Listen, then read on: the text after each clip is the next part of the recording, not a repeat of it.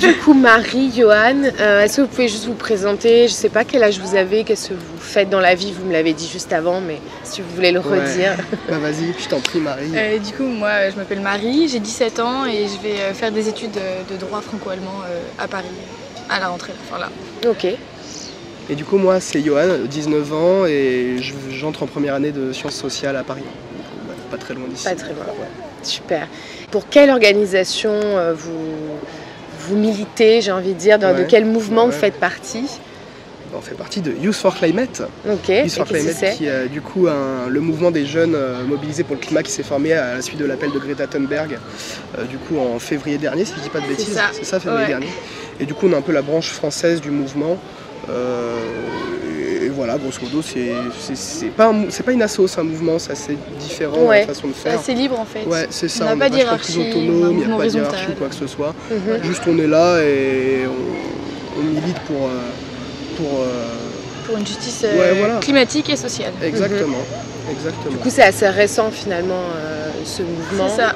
Ça a pris quand même pas mal, ça a grossi très vite en fait, en quelques mois. Et est-ce qu'on peut dire que c'est uniquement focalisé sur les jeunes ou le fait de faire une prise de conscience des jeunes, ou ça reste quand même quelque chose de global? Moi qui suis moins jeune, est-ce que je peux me sentir concernée par ce mouvement? Bien sûr. Alors déjà, moins jeune, tout est relatif. Et après, surtout là dernièrement, sur les dernières manifs, sur les derniers événements, on a eu un mot d'ordre qui était vachement plus intergénérationnel qu'aux premières manifs. Genre au début, c'était vraiment manif des jeunes pour le climat, les jeunes mobilisés. Maintenant, c'est parce qu'en soi, le climat, ça concerne tout le monde. Ouais, c'est ça. En fait, c'est vraiment partie d'une prise de conscience de la jeunesse, mais notre objectif, c'est vraiment d'étendre ça à l'ensemble de la société, à l'ensemble de la population, parce que c'est ce que je disais tout à l'heure, hein, c'est pas 50 000 lycéens dans la rue qui vont réussir à changer quoi que ce soit. Il faut vraiment que ça se diffuse partout, chez les jeunes, chez les moins jeunes, chez les puissants, ceux qui ont moins de puissance également. Ouais. Voilà.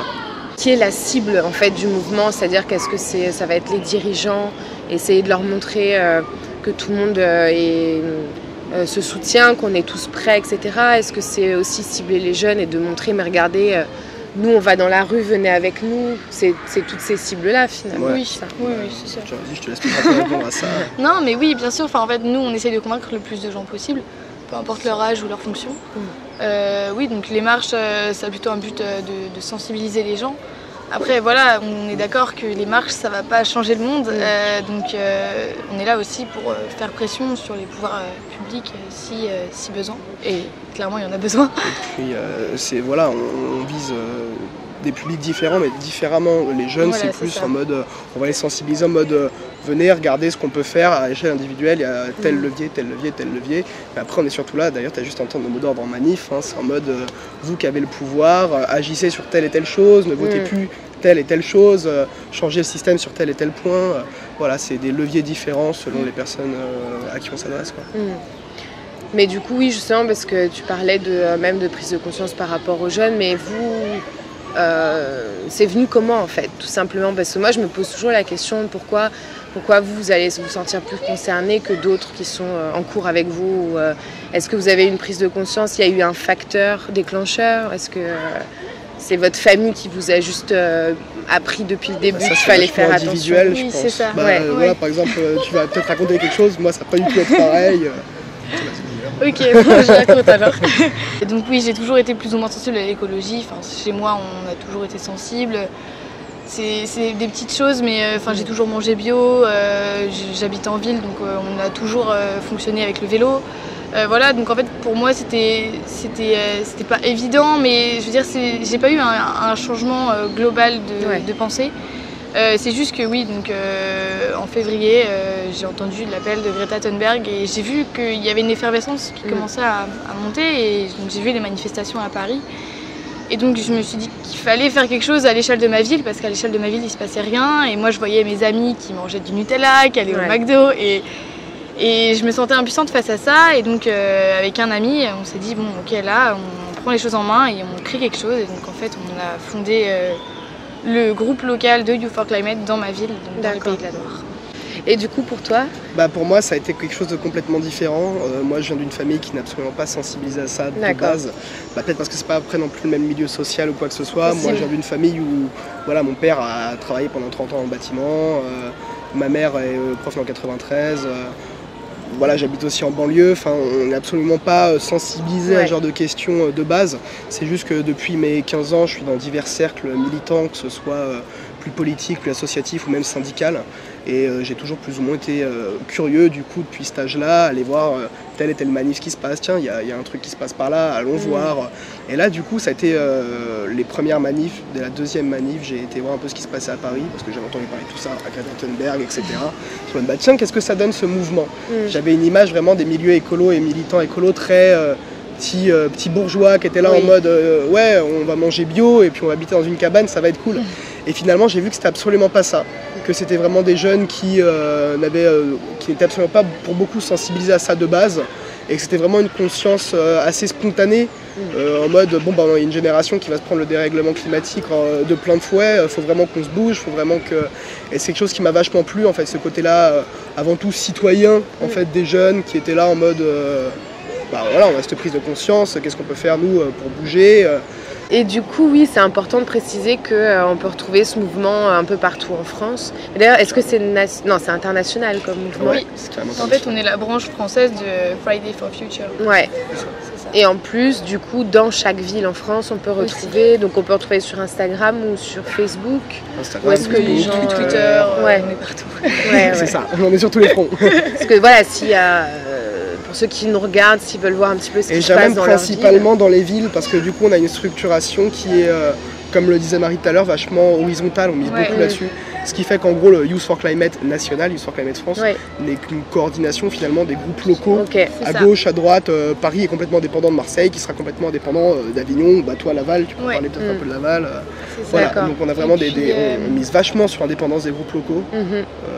Même sur je crois qu'on a un site internet, et il me semble que sur le site internet on a une carte. Ouais, on a fait une carte qui est beaucoup trop cool d'ailleurs. Et en fait on peut chercher son groupe local. Ah super. Et il y a même des kits pour créer son propre groupe local si ce n'est pas déjà, déjà fait.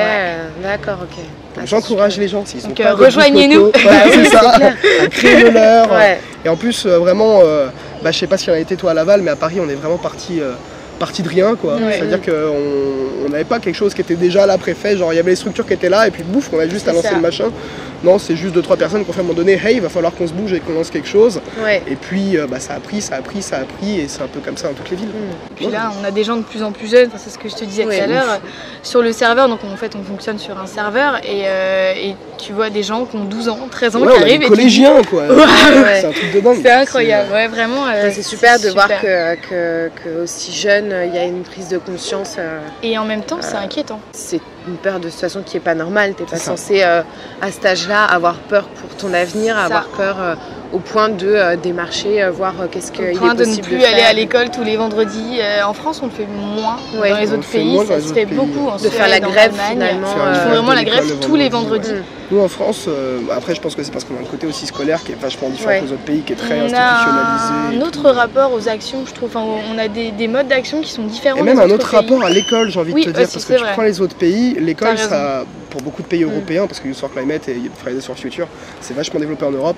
Dans les autres pays européens, tu as vachement cet attrait-là aussi de l'école au développement personnel, à l'émancipation des jeunes. Ensuite, voilà, c'est ça, on va juste t'ouvrir intellectuellement, alors qu'en France, c'est juste, t'es là, on va te bourrer de savoir pour que tu ailles à l'université, que tu aies ensuite un diplôme qui va te permettre d'avoir un taf. Je pense que tu as aussi cet attrait-là qui fait qu'on n'a pas le choix de fonctionner différemment, parce que même les mœurs sont différentes. Moi, je sais qu'il y a pas mal de profs, en général, qui nous soutiennent. Ouais. D'accord. Les proviseurs, c'est plus contrasté. Moi, je sais que le mien, il me disait mais non, mais tu sais Marie, moi je suis écolo, hein, je viens en vélo et puis je suis en train de lire un livre sur l'écologie, mais tu sais, j'ai des responsabilités, je ne peux pas te laisser faire grève, alors que bien sûr qu'ils ont des responsabilités. Après là en soi, en fait ils nous interdisaient de mettre des affiches dans le lycée et je vois pas en quoi là ça vient... Parce qu'ils n'ont pas le même statut non plus, un proviseur, un directeur, ça a plus déjà un rôle de manager, de chef d'entreprise, tu vois, il a un lycée ou un collège ou quoi que ce soit à faire tourner. Ça dépend, il y en a qui ont vraiment... encouragé ces grèves et d'autres qui l'ont vraiment très mal pris. Donc, mais en général, c'est moins facile à mettre en place en France que dans d'autres pays en tout cas. Oui, je trouve. Bah, c'est moins facile à mettre en place et puis surtout qu'on n'a pas le choix de fonctionner différemment. Tu vois, par exemple en France on axe ça vachement plus sur les actions de désobéissance civile, ce genre de choses, plutôt que les marches. En fait, c'est le seul pays dans toute l'Europe, c'est le seul pays avec un peu la Suisse, mais quand même c'est le seul pays qui a lancé des actions de désobéissance civile. Les autres pays font pratiquement que des marches ou des petites actions comme des clean walk ou ce genre de choses. Pour préciser peut-être aux gens qui ne savent pas, désobéissance civile, du coup les actions de désobéissance civile, c'est plus des actions choc, coup de poing, comme le font les organisations type Alternativa, si les gens connaissent, ou Greenpeace. Ou Extinction Rebellion. Ou Extinction Rebellion, même si c'était très jeune, Extinction Rebellion. Oui, c'est vrai, pardon. Où on va bloquer par exemple un McDo ou un truc comme ça pour dénoncer, avec des mots d'ordre pour dénoncer certains trucs. Bah, d'ailleurs oui, pour revenir sur Extinction Rebellion, je pense qu'on a tous vu ce qui s'est passé sur le pont de Sully à Paris. Et voilà. En fait, le but d'une action de désobéissance civile, c'est de prendre une loi, de ne pas la respecter, d'assumer de ne pas respecter sa loi pour montrer que cette loi est absurde. D'accord. Et donc pour interpeller l'opinion publique, les médias et pourquoi pas les pouvoirs publics aussi. Enfin, je trouve que le mouvement est en train de se radicaliser dans le sens où vraiment on est en train de... Oui, dans le bon sens. Alors radicaliser, ça ne veut pas forcément dire pour faire des mesures extrêmes, mais vraiment s'attaquer à la racine du problème. C'est ça, d'où l'étymologie du mot. Voilà, radical. On va vraiment lancer, même à Paris en tout cas, on va lancer beaucoup plus d'actions de désobéissance civile. Donc ça va s'accélérer. Parce qu'on est d'avis que oui, c'est bien de trier ses déchets, c'est bien de faire pipi sous la douche, mais c'est pas comme ça qu'on va changer les choses. Là encore, dans le métro à Paris, on voit les superbes affiches du ministère de la Transition écologique avec qui disent de trier ses déchets et de mettre ses déchets dans la poubelle. Et oui, c'est nécessaire, mais c'est pas ça qui va changer. Nous, on a besoin de réelles mesures, on a besoin de réelles lois. Voilà. J'entends très souvent des personnes dire de toute façon, encore une fois, c'est pas parce que je vais faire une marche que ça va changer grand chose, ou alors de toute façon le changement il peut être fait que de là-haut et moi à ma petite échelle je peux rien faire entre guillemets. Et je sais que ça change maintenant et que les gens commencent un petit peu à comprendre qu'on a chacun un pouvoir malgré tout. C'est pas soit tout l'un soit tout l'autre, les deux sont complémentaires, les petites actions individuelles qui viennent s'imbriquer dans un désir de changement plus global de système. De moins se mettre la pression parce que parfois il y en a qui veulent faire quelques changements dans leur vie, dans leur mode de vie, mais tout de suite ils vont se dire oui mais moi je me vois pas faire ça, plus ça, plus ça, plus ça, et du coup tu te montes la tête et tu fais rien. Faut pas faire soit tout l'un soit tout l'autre, faut pas se dire bah tiens moi je fais rien parce qu'il faut que ça vienne de là-haut, ou faut pas non plus dire tiens je vais arrêter je vais devenir végétalien, je vais aller habiter dans une cabane, je vais faire que marcher à pied. Non, par contre tu veux te dire bah tiens j'ai essayé de réduire ma consommation de viande, voire même de devenir végétarien. Mais derrière il faut aussi que au niveau du gouvernement, des pouvoirs en place, ils agissent sur on a besoin de tout le monde et on a besoin du rôle de chacun. C'est ça. Et relayer justement ces infos, relayer tous ces mouvements, partager. Heureusement, pour ça au moins les réseaux sociaux ça existe aussi. C'est vrai. Ça nous aide beaucoup. C'est comme ça qu'on a beaucoup recruté à Paris. À Paris on a recruté quasiment que via Instagram. Via Instagram. Non c'est sûr, nous on aimerait vraiment là partager aussi, notamment par rapport à la marche du 20 septembre, c'est important aussi, je pense que tout le monde en entendra parler, mais il faudra le redire et le repartager.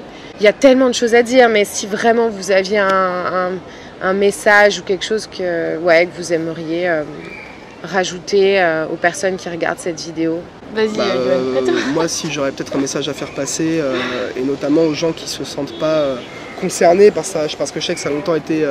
mon cas, j'étais en mode bon l'écologie c'est bien, mais avant ça il y a d'autres problèmes, il y a tout ce qui est problèmes sociaux, il y a tout ce qui est problèmes économiques, que les deux ne sont pas incompatibles en fait, que l'écologie c'est pas un petit problème de gens déconnectés parce qu'ils ont que ça à foutre de leur vie, de militer pour le vert, que c'est vraiment quelque chose qui va nous tomber dessus. Quand on regarde aujourd'hui les rapports du GIEC, donc les scientifiques experts du climat au niveau international, ils nous disent plus qu'on a 12 ans ou 10 ans pour changer les choses, mais qu'on a 18 mois si on a envie de limiter la casse, que notre génération va être la première à se prendre ça de plein fouet dans les dents. Et encore aujourd'hui, comme je le disais tout à l'heure, quand je disais que c'est pas forcément déconnecté du social ou quoi que ce soit, d'ailleurs ça s'entend un peu à ma voix, j'étais en campagne pendant 3 semaines et depuis que je suis revenu sur Paris, du fait de la pollution je pense, et du fait de toutes ces merdes qui nous entourent, au niveau du CO2, de la pollution des bagnoles, tout ça, je suis tombé malade. Et quand tu regardes les stats des enfants qui naissent asthmatiques en banlieue parisienne ou dans les endroits les plus pollués parce que c'est au bord de périphérique ou quoi que ce soit, c'est vraiment un truc de dingue. Et c'est directement lié à ces enjeux-là écologiques. Ouais. Tu vois, donc différencier le social de l'écologie, séparer les deux, aujourd'hui c'est plus possible. Mon mot d'ordre aujourd'hui, ça serait plus celui-là, c'est engagez-vous parce que c'est notre génération qui va se prendre ça de plein fouet dans les dents. Et parce que c'est lié à, c'est imbriqué à plein d'autres choses qui nous concernent. On est vraiment un mouvement qui est ouvert à tous, quoi. Qui est ouvert à tous dans le sens où même si tu es là, que tu as 12 ans et que tu n'as pas envie d'aller faire des trucs avec des risques juridiques comme les actions de désobéissance civile parce qu'on va bloquer un McDo comme on l'a fait récemment avec Alternativa à NV Code 21, le siège social d'Amazon, que tu peux venir et tout simplement être là dans les marches avec ta petite pancarte et ton petit slogan, ou même participer à ce que Marie disait tout à l'heure, des clean walk. C'est en gros le fait que on va prendre une rue, on va se ramener avec des sacs et des pinces, on va nettoyer tout ça. Que si tu es un petit peu plus radical dans l'âme, tu peux participer à ce genre d'action de blocage. Que si tu ne te sens pas d'aller sur le terrain, il y a aussi tout un truc après arrière sur la communication, donc sur les réseaux sociaux, le côté informatique. Que si tu n'as pas trop de temps, que tu ne peux pas te mobiliser le vendredi, tu peux faire ça le soir chez toi devant ton PC. Il y a plein de degrés d'engagement et de façons de s'engager. Bien sûr, chacun peut. Chacun a sa pierre à ajouter à l'édifice, quoi. Et puis chaque personne qui s'engage dans le mouvement peut proposer des initiatives. Vraiment, c'est libre en fait. Tu arrives et puis tu proposes, tu t'investis dans des projets. Il y a vraiment de tout. Il y a de la sensibilisation, il y a du coup des actions un peu plus concrètes, donc de la désobéissance civile. Mais vraiment, chacun peut s'engager à son échelle et on peut changer d'avis aussi. Moi, à la base, j'étais plus favorable au clean walk qu'aux actions de désobéissance civile. Maintenant, je suis à fond désobéissance civile, et on évolue ensemble. Et je trouve aussi que c'est un mouvement très riche. Enfin, moi, j'ai beaucoup appris. Enfin, j'avais des connaissances en termes d'écologie, mais vraiment, en fait, chacun a sa spécialité. Et puis, vraiment, on apprend tous ensemble. Je pense qu'en plus, quand tu es au milieu de tout ça, tu es forcément obligé d'apprendre plein de choses. Aussi, Et puis surtout qu'on a aussi une façon de faire qui est géniale, surtout basée sur la communication non violente. Voilà, c'est ça. Sur quoi? Sur l'entraide, sur la bienveillance. Je pense qu'il vaut mieux effectivement rentrer dans ce type de mouvement et garder une sorte de positivité, même si c'est pas tous les jours facile. Non, c'est ce qui permet aussi de tenir, parce que sinon.